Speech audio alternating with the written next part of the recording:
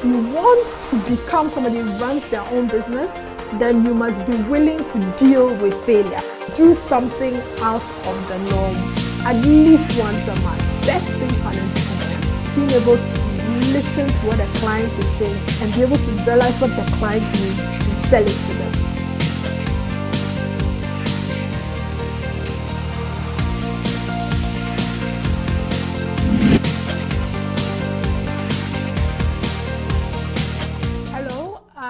And welcome to the Cofie Startup School. My name is Cofie.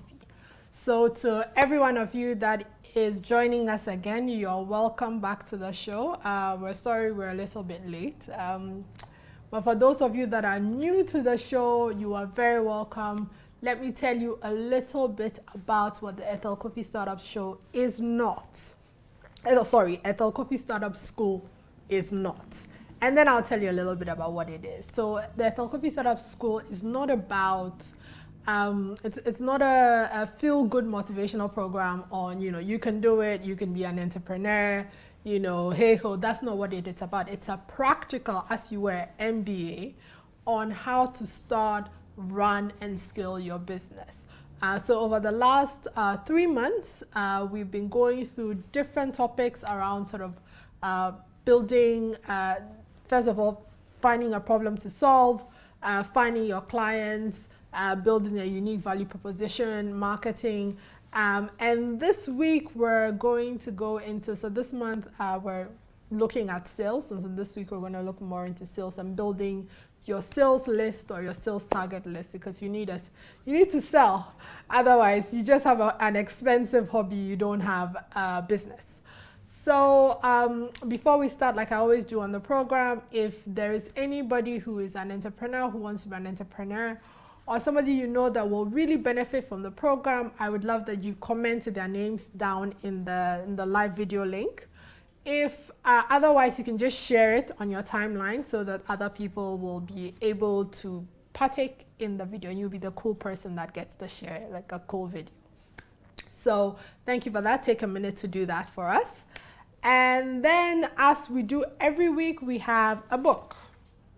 Like you said, I love the Harvard Business Review book. So this book this week is on emotional intelligence, and you'll understand what I'm saying over the next few weeks. So emotional intelligence, about being able to figure out what people mean, be able to have empathy for people. And this is really important in sales, being able to understand people, be able to read in between the lines. So I'll give away the HBR book. What's going to happen if you're a first-time viewer is that you've got to listen through to the full 30 minutes of the show.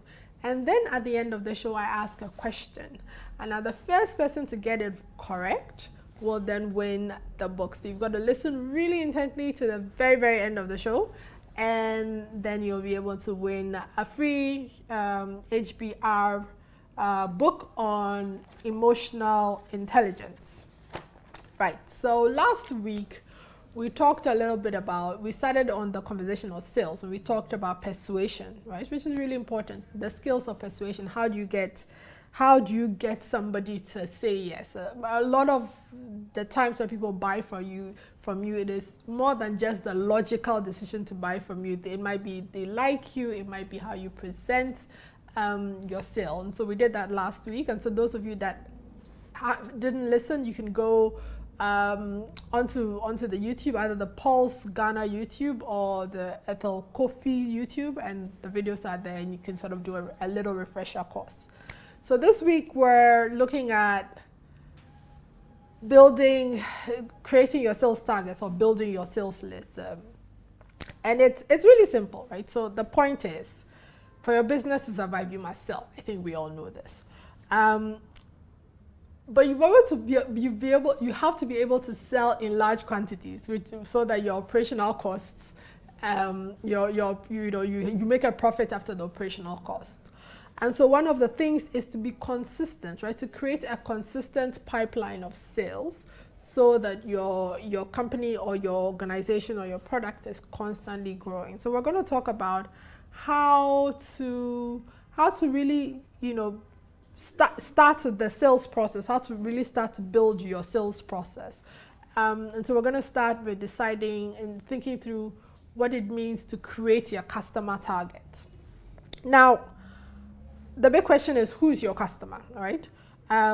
Choosing the right customer, to be honest, choosing the right target group, to be honest, saves you a lot of pain and it saves you a lot of work. Because if you're selling to the right people, the people that really do want your product and really do get it, then it's an easier sell and it's easier for you to make your money over time. So on deciding your customer targets, first of all, if you already have some sales, right? So maybe you've done this for about a year, maybe 2 years, so you have some consistent sales.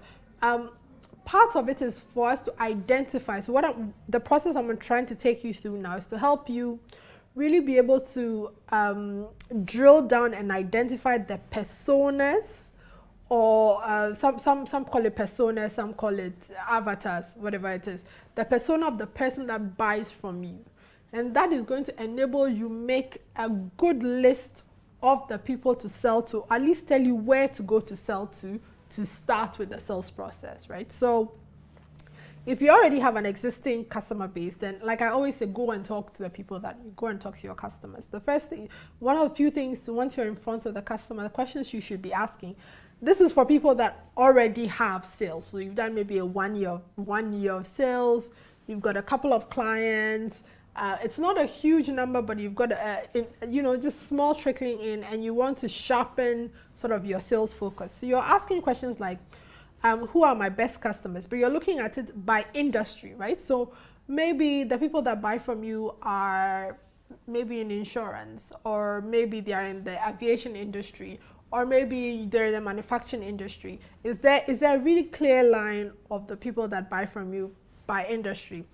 Size of business, maybe it is SMEs that buy from you, or maybe it is large multinationals that buy from you, or it is 16-year-old girls that buy from you, or 30-year-old men.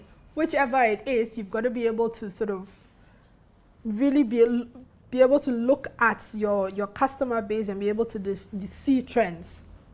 Or even, is it what are the business models of those who buy from you? Is it, if you're looking at corporate, and I'm concentrating a lot on people that sell B2B, so business to business, and I'll talk a little bit about B2C, which is business to consumer, but mostly this talk is going to be concentrated on customers, people that sell mainly to businesses, and then we'll put in some sort of consumer bits in there. Location. Maybe all your customers, the people that buy from you, are they all in one location? Are they in one country? Are they in one, are they in one city? That's also important to know in sort of defining who buys from you. Then you can look at demographics. If you're selling to individuals, age, marital status, number of children, disposable income, all that. So what I mean to say is, if at least you've done a year and people are buying from you, you've got to take the time. This is why you've got to collect as much information about your existing customers. You do need to create a relationship with them. You do need to be talking to them a little bit so you get a sense of who they are. Then the next thing you should be asking and trying to identify who really buys from you is, and maybe even ask them, why did they initially buy from you, and then why are they still buying from you, right? So maybe you've got one client that is a recurring client. Why are they still buying from you? It could be that they bought a major product and they just need maintenance, so they buy from you because they would rather not start the whole process, especially in software. If someone has a big, for me, I run a software company, so maybe they buy a big piece of software, and so they come back to you because they're used to using that software. But understand that, right? Understand that that's one of your competitive advantages. Understand, they might tell you, well, we buy from you because we have an existing relationship with you and we prefer dealing with you. That's fine. Take all that feedback. All that is going to help you define who your customer is, what your persona, what's the persona or the avatar, as it were, of the person or the company that buys from you.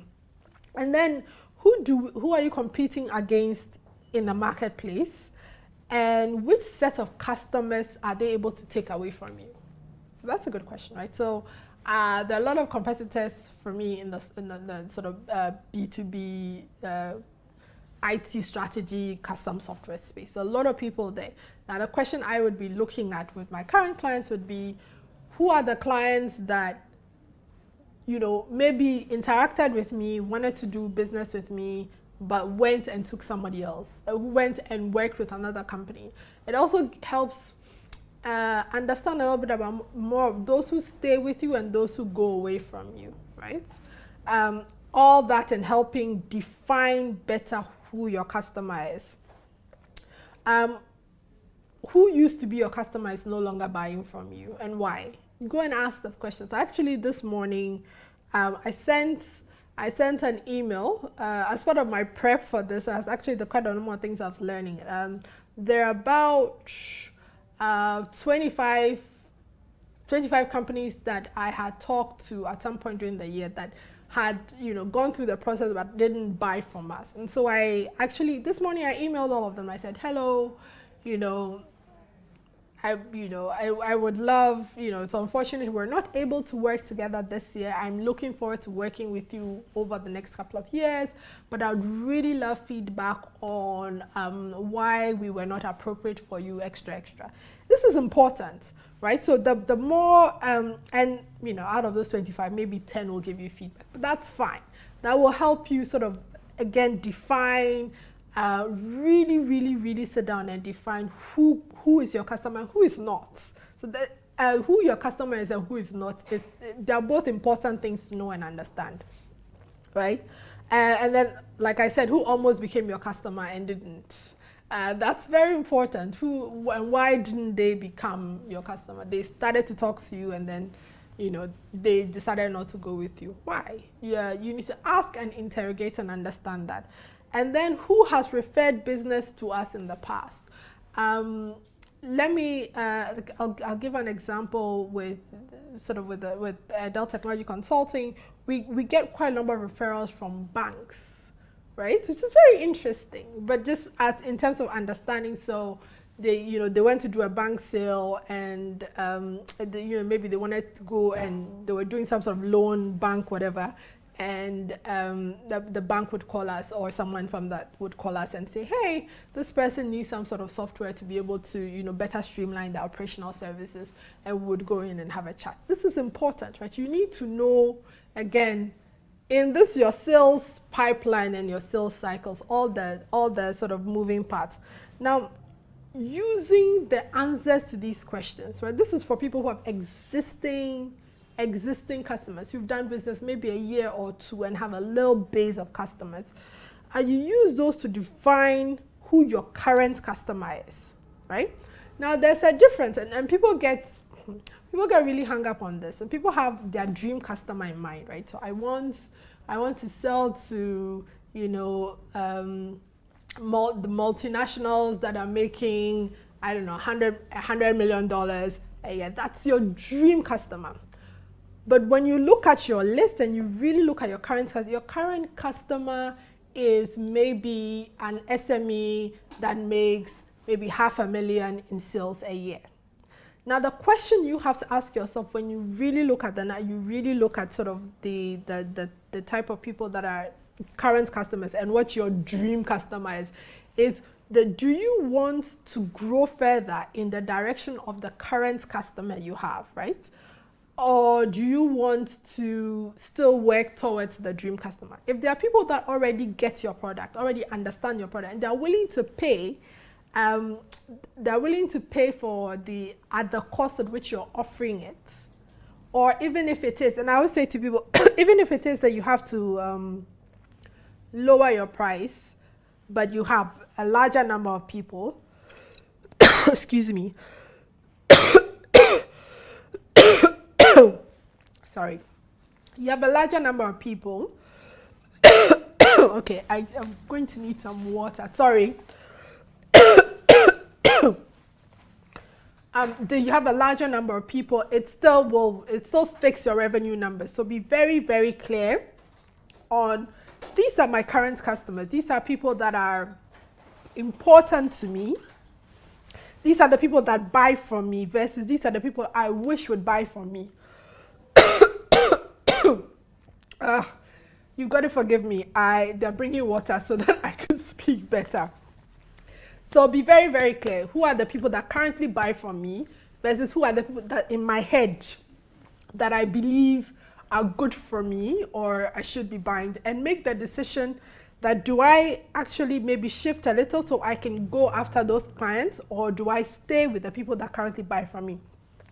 You don't want that disconnect, really. You don't really want that disconnect between the people that I believe are my clients and the people that are actually my clients.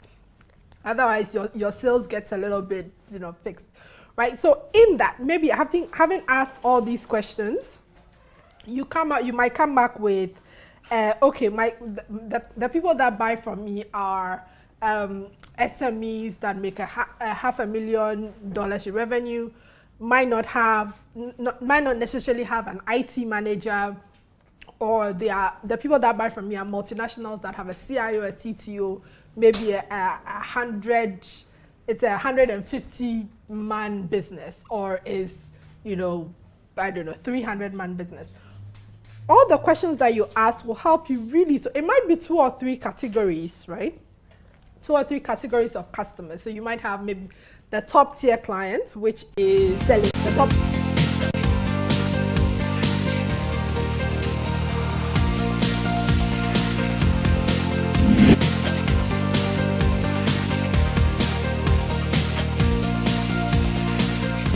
Sell it to them.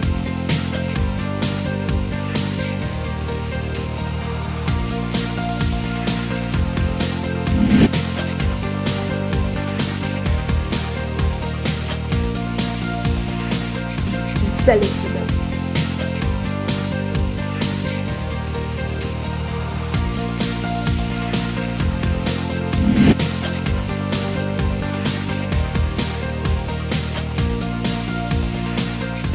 Sell it to them.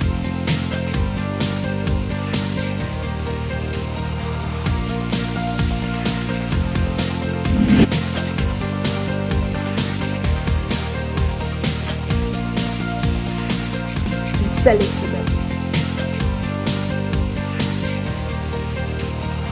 So we're back from the break, so I could drink some water. Sorry, I had a fit of coughing.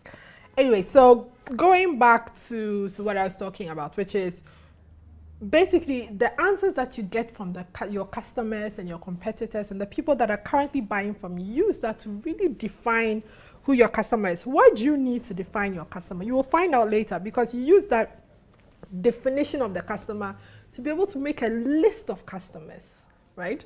So you've got to define that customer properly. So it is, or the people that buy, I don't know, my hair products are women that have natural hair, that are busy, that are busy lifestyles, might be running a business, or might, and they want something quick and easy. That's fine. You understand who they are so that you can go and find them, right? Understanding who the person who is buying from you is, it can help you find more of it. And I'm going back to the points that when you start your business, you have an idea of who your customer is in your mind. You have an idea of who your customer is in your mind. And then, then the people that come to buy from you are different. Might be different from who your potential customer is. That's absolutely fine. Understand that maybe there's a disconnect between what my dream customer is and what my current customer is.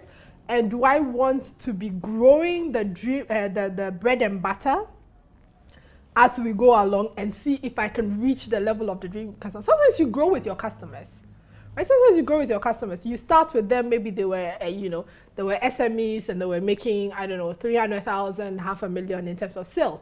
And then as you grow as a business, they grow as a business. And so maybe your dream customer is a multinational that makes, I don't know, $20 million sales a year, right? But you might start with that SME, and over time they grow to that level, and maybe they become your dream customers. But you've got to be very, very clear with who's your current customer versus who's your dream customer. Now, for those that don't have customers at all, so those who have not even, you have a product idea, or you started out, you don't have anybody, then I'll revert back to very, very, I think the third episode, right? The third episode where we really talked about customer validation And that's important. And so if you don't have customers, you've got to do customer validation, which is, again, you have your dream customer in mind. At that point, you're starting with the dream customer. You have the dream customer in mind. Then you go and then be very specific about the dream customer. Maybe I am selling to parents who have kids in kindergarten, right?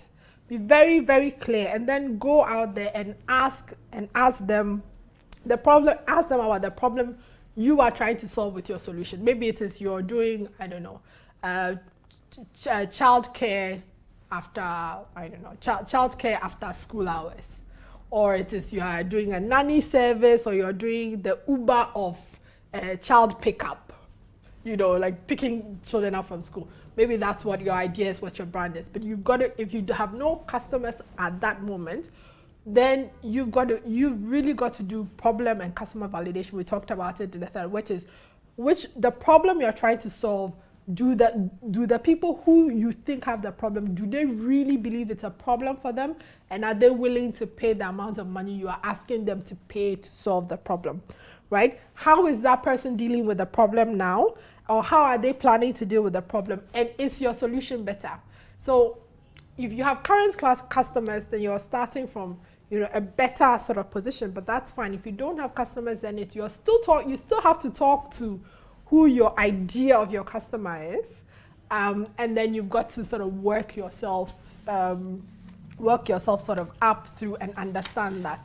Again, you know, asking, can you tell me the last time you tried to solve this problem? So if it is, and I'm going to use here the example of the Uber pickup service for kindergarten kids. So let's use that as an example. So when is the last time, you could ask a simple question like, when was the last time, you know, you had to be in a meeting, but your child your 3-year-old needs to be picked up from school.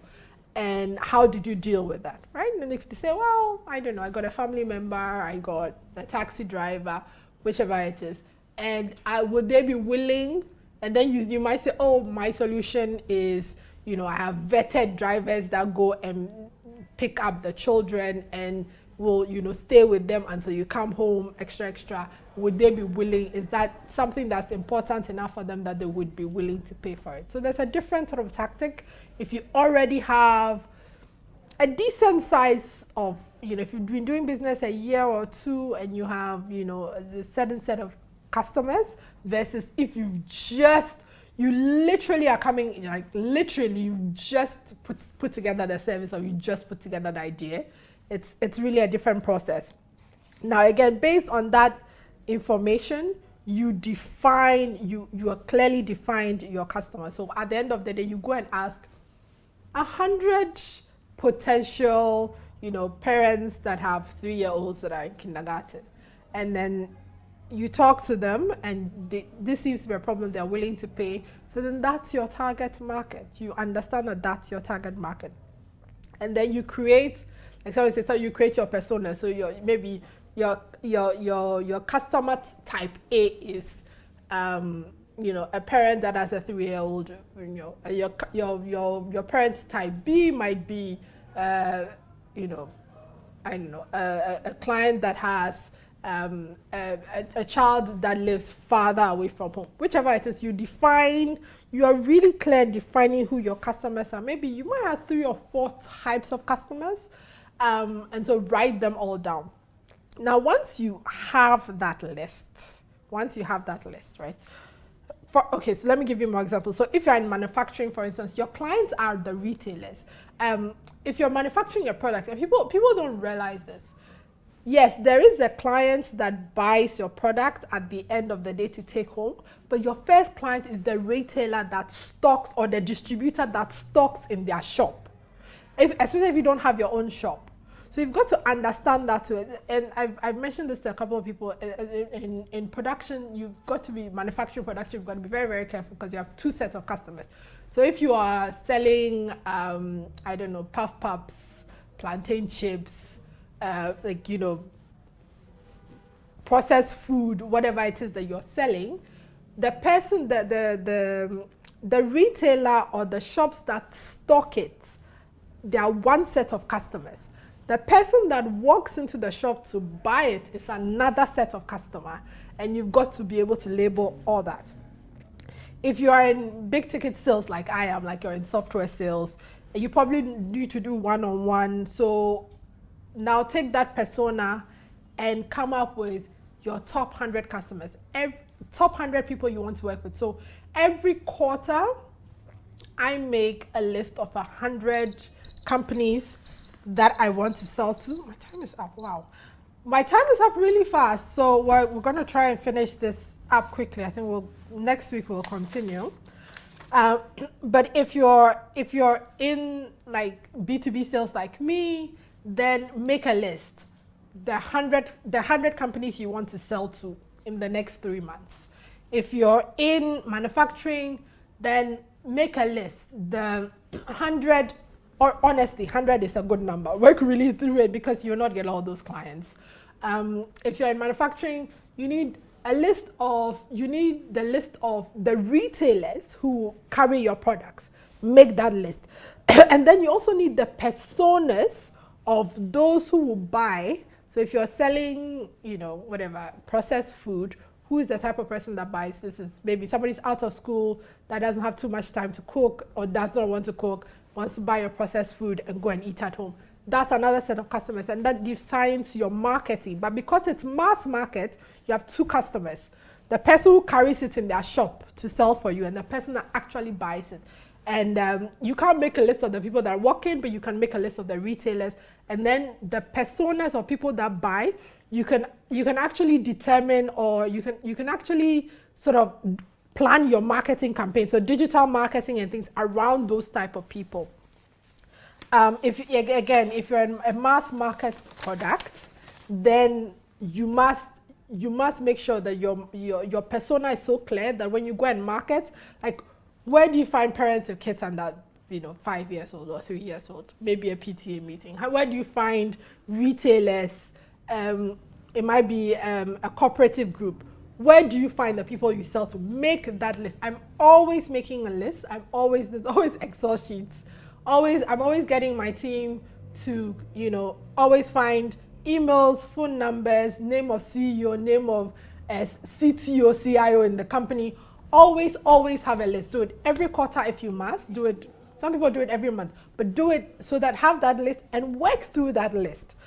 And next, we'll have to continue this next week. But what I was going to talk about was then identifying your sales tools, the sales tools to attack, right? To attack and implement. So now have a list. You have a list of 100 people you're going to sell. So you're armed with that list. How do you then begin to reach out to them? And that I think we're going to do next week because my time is up. So next week I'm going to go through 11. Next week we're going to talk about the sales tools, marketing automation, face-to-face sales, references, digital sales, social media digital sales, email sales, networking. We'll talk about that next week. And the book. So the book on emotional intelligence. So the person that can answer for me 2 questions to ask yourself if you have existing customers and you want to be able to create, your customer list or your customer personas. So 2 questions to be asking yourself. So answer that, and whoever answers it first gets to win and pick up the book. So thank you for hanging out with me this week. If you want to reach out to me, I thank you for a lot of messages on LinkedIn and Twitter this week. So thank you very much for all the stories of how I'm helping you grow. So I'm very excited to hear that. If you want to reach out to me, I'm www.ethelcofie.com. There is I created like a 10-week entrepreneurship course with all the videos and things. So if you can sign up for that, if you go on the page, there's a pop-up, you can sign up for that. You'll get like an automatic email every week. I love marketing automation. I'll talk about it next week. If you want to reach out to me, Twitter or Instagram is @EthelCofie. LinkedIn, Ethel Cofie. Facebook, Ethel D. Cofie. You can leave me a message if there's something that if you have a question or there's something that you want me to speak about. So it's helping shape sort of all the things, something you want me to speak about. Please don't just reach out. There is a WhatsApp group too. There are now 155 people in the WhatsApp group. It's amazing, eh? 155 people, and every Thursday, what happens is I actually share the write-up of what I'm going to share on the Thursday afternoon in the morning at 10 o'clock on that WhatsApp group, and there's more sort of conversations there. So if you go on my Twitter, which is Ethel Cofie, you'll see the link to the WhatsApp group. I think there seems to be a lot of fun then. People are sharing business links there, so feel free to be part of it. So thank you for hanging out this week. I will see you all next week. Enjoy the rest of your week.